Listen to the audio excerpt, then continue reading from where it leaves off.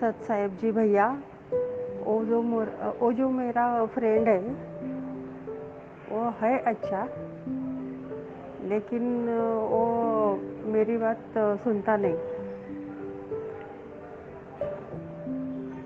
वो बोलते हैं कि हम घर जैसे रहते हैं, तो इसमें क्या दिक्कत है। हमारा जो नाता है वो नाते से हमने बस सिर्फ शादी नहीं की, इतना ही प्रॉब्लम है। बंदी छोड़ सतगुरु रामपाल जी महाराज जी की जय हो। सतसाई बहन, आपने एक बार पहले भी मुझे कॉल किया था और आपने अपने जीवन से संबंधित कुछ बातें मुझसे शेयर की थी। पहले आपकी शादी हो चुकी थी, बच्चे भी हैं आपके, और उसके बाद आपके पति का देहांत हो गया। इसी बीच आपकी एक पुरुष से मित्रता हो गई और जो भी आपके संबंध रहे हों उनसे। उसके बाद आपको परम पूज्य सतगुरु रामपाल जी महाराज जी का ज्ञान सुनने को मिला। आप जी ने उन्होंने नाम दीक्षा ले ली। अब नाम दीक्षा लेने के बाद आपका जो पुरुष मित्र है वो आप जी को दबाव डालता है शारीरिक संबंध बनाने के लिए, लेकिन आप जी की आत्मा अब उस बात को स्वीकार नहीं करती है। इस विषय में आपने दास से पहले भी बात की थी, आज भी आप उसी के रिगार्डिंग बात कर रही हैं। तो देखिए बहन, हम परम पूज्य सतगुरु रामपाल जी महाराज जी की भक्ति कर रहे हैं, हम उनके भगत हैं। और इस भक्ति मार्ग में जब तक आत्मा पतिव्रता धर्म को प्राप्त नहीं करेगी तब तक वो आत्मा अपने पति को अर्थात अपने परमेश्वर को नहीं भाएगी, अच्छी नहीं लगती।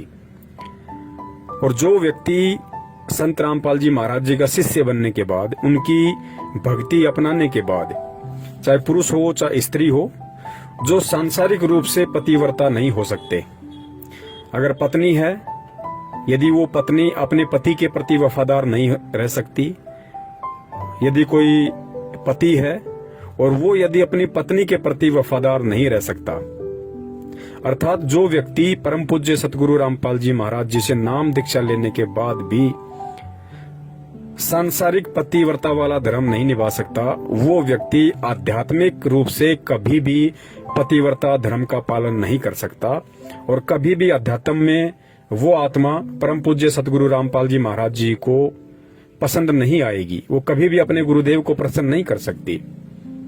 और कहते हैं जिन बातों से गुरु दुख पावे तिन बातों को दूर भगावे। आपकी जिन भी, चाहे वो सांसारिक हो चाहे आध्यात्मिक हो, किसी भी प्रकार के वो कर्म कुकर्म हो जो आपके गुरुदेव को पसंद नहीं है, यदि फिर भी आप उनको करते हो तो आपका गुरु आपसे कभी भी खुश नहीं होगा, कभी भी प्रसन्न नहीं होगा। तो बहन, आपने अपने पुरुष मित्र को ये बात अच्छे से समझा देनी चाहिए और उन्हें बता देना चाहिए कि गलतियां सबसे होती हैं। जब तक अनजान थे, अज्ञानता में चाहे पुरुष हो चाहे स्त्री हो, लाख गलतियां कर देते हैं। मुझ पवन दास की भी नाम दीक्षा लेने से पहले यही स्थिति थी, ऐसी कोई बड़ी बात नहीं है बहन। मैं कभी भी अपने अवगुणों को छुपाता नहीं हूं। मेरी शादी हो गई थी, शादी होने के बाद भी मैंने अनेकों औरतों से मित्रता की। आप जी समझ सकती हैं, मित्रता होने के बाद खाली वो मित्रता तक ही सीमित नहीं रहती है बात। तो बहन, गलतियां किससे नहीं होती।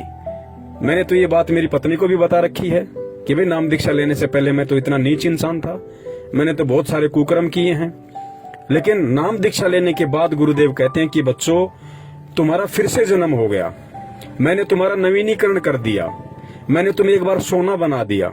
अब तुम रांग बनने की कोशिश मत करना, तुम तांबा या पीतल बनने की कोशिश मत करना, वरना उसके बाद मैं तुम्हें सोना नहीं बना पाऊंगा। तो बहन, मैं कितना कुकर्मी इंसान था, मैं कितना गलत था, ये सारी बातें मैंने अपनी पत्नी को भी, अपनी भक्तमती को मैंने बता रखी हैं। और आज हमारे को एक दूसरे के ऊपर जो विश्वास है वो पहले नहीं था बहन। तो गलतियां सबसे होती हैं बहन, लेकिन भगवान मिल गया, भगवान ने हमें जानकारी करवा दी, हमें ज्ञान दे दिया, हमें इस मानव जन्म का जो लक्ष्य है, जो टारगेट है, हमें वो बतला दिया, हमें उस दिशा की तरफ आगे बढ़ने के लिए एक रास्ता दे दिया, इशारा दे दिया।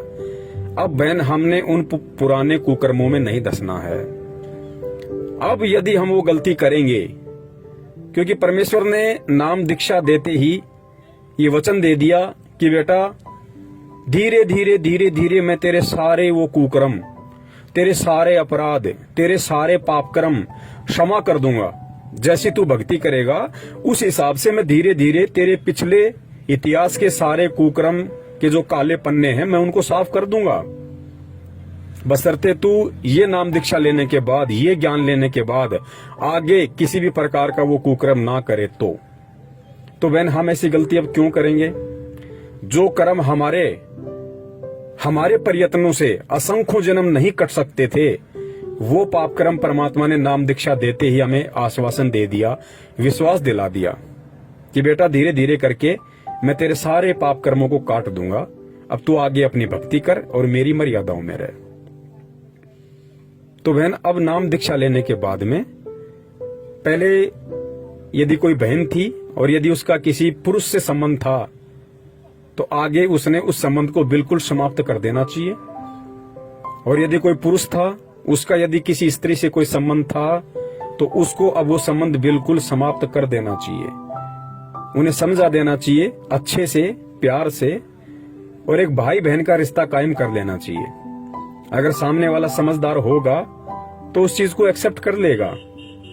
अगर नहीं करता है तो हमने उसका किसी भी क्रिया में, उसका किसी भी बात में किसी भी प्रकार से कोई भी समर्थन नहीं करना है। और अगर ज्यादा जोर जबरदस्ती करता है तो उसके लिए आप जी कानून का सहारा ले सकती हैं। तो अब हम सतगुरु की शरण में हैं और सतगुरु की शरण में आने के बाद में अब हमने बिल्कुल भी गंदगी में पांव नहीं देना है। तभी हमारा परमात्मा प्रसन्न होगा, तभी हम इस भक्ति मार्ग में कुछ हासिल कर पाएंगे, कुछ प्राप्त कर पाएंगे। तो बहन हमें बहुत सोच समझ के एक एक कदम हमने फूक फूक के इस भक्ति मार्ग पे अब रखना होगा। और जाने अनजाने में यदि मन में ऐसा कोई दोष उत्पन्न हो जाता है, ऐसे कोई भाव आ जाते हैं, क्योंकि हम काल के लोक में रहते हैं, पांचों विकार यहाँ सबके अंदर हैं। और गुरुदेव कहते हैं कि बच्चों ये पांचों विकार कभी भी नष्ट नहीं होंगे, ये डाइल्यूट हो जाएंगे, निष्क्रिय हो जाएंगे, वो भी ये भक्ति करते रहने से। तो ऐसा यदि किसी विकार के दबाव के चलते मन में ऐसे कोई दोष आ जाते हैं तो उसके लिए हम जो भी जाने अनजाने की गलती होती है हम परमात्मा से क्षमा याचना करें और आगे से कोशिश करें कि दोबारा से हमारे अंदर वो भाव ना उत्पन्न हो। तो बहन अब आपने किसी भी प्रकार से आपके पुरुष मित्र को सहयोग नहीं करना है, आप उन्हें अच्छे से समझा दीजिएगा। अगर वो समझते हैं तो अच्छी बात है, अगर नहीं समझते हैं तो आप उनसे अपना बिल्कुल रिश्ता समाप्त कर लीजिएगा। अब यदि आपका कोई मित्र है, आपका कोई भाई है, आपका कोई पति है, आपका कोई रिश्तेदार है, आपका कोई परमेश्वर है असली मायने में, तो वो आपका गुरु है, आपका सतगुरु है। और यदि उसके बाद भी वो नहीं मानते हैं, आपको किसी भी प्रकार से दबाव देते हैं, फोर्स करते हैं, डराने की कोशिश करते हैं, तो बहन आप निर्भय होके और अपने गुरु पे विश्वास रख के आप जी कानून का सहारा ले सकती हैं। और उन्हें बता दीजिएगा कि आइंदा ना मुझे फोन करें, ना मुझसे मिलने की कोशिश करें। तो जरूर परमात्मा हमारे साथ में है, क्योंकि बहन जब हम परमेश्वर के आश्रित होकर और किसी भी प्रकार की जो गंदी सोच है, गंदी इच्छाएं हैं, कुकर्म हैं, जब हम उनको त्यागने की सोच लेते हैं तो परमात्मा उसी क्षण हमारे साथ हो जाता है। परमात्मा बहुत सारे रास्ते खोल देता है और भगत को उस गंदगी से परमात्मा हाथ पकड़ के बाहर निकालता है। ये 100% श्योर है, इसमें कोई झूठ नहीं है, सत्य है ये। तो आज के बाद क्योंकि नाम लेते ही आप एक पवित्र आत्मा हो जाती हैं और इस पवित्रता पे किसी भी प्रकार का कोई भी लांछन, कोई भी कलंक, कोई भी दाग धब्बा ना लगे, इसके लिए हम कोशिश करें कि हम परमेश्वर को ही अपना सब कुछ बना लें, अपना पति, भाई, बंधु, माता, पिता। और है भी वही असल में, जो रिश्ते यहाँ के रिश्तेदार नहीं निभा सकते, उन रिश्तों को वो परमात्मा 1000% बखूबी निभा देगा बहन। वो सारा आश्रय देता है, सारा प्यार देता है परमात्मा, जो यहाँ के रिश्तों से नहीं मिलते। तो आपने यदि परम पूज्य सतगुरु रामपाल जी महाराज जी की भक्ति करनी है, आपने यदि सतलोक की प्राप्ति करनी है और अपने गुरु के दिल में विशेष जगह बनानी है, तो बहन आपने बिल्कुल पतिव्रता धर्म का पालन करना पड़ेगा, चाहे सांसारिक हो चाहे आध्यात्मिक हो। और जब तक हम दो नाव में पैर रख के चलेंगे बहन, हम कभी भी अपनी मंजिल को प्राप्त नहीं करेंगे। कभी न कभी हमारा पैर जरूर फटेगा। सत साहिब, जय हो बंदी छोड़ की।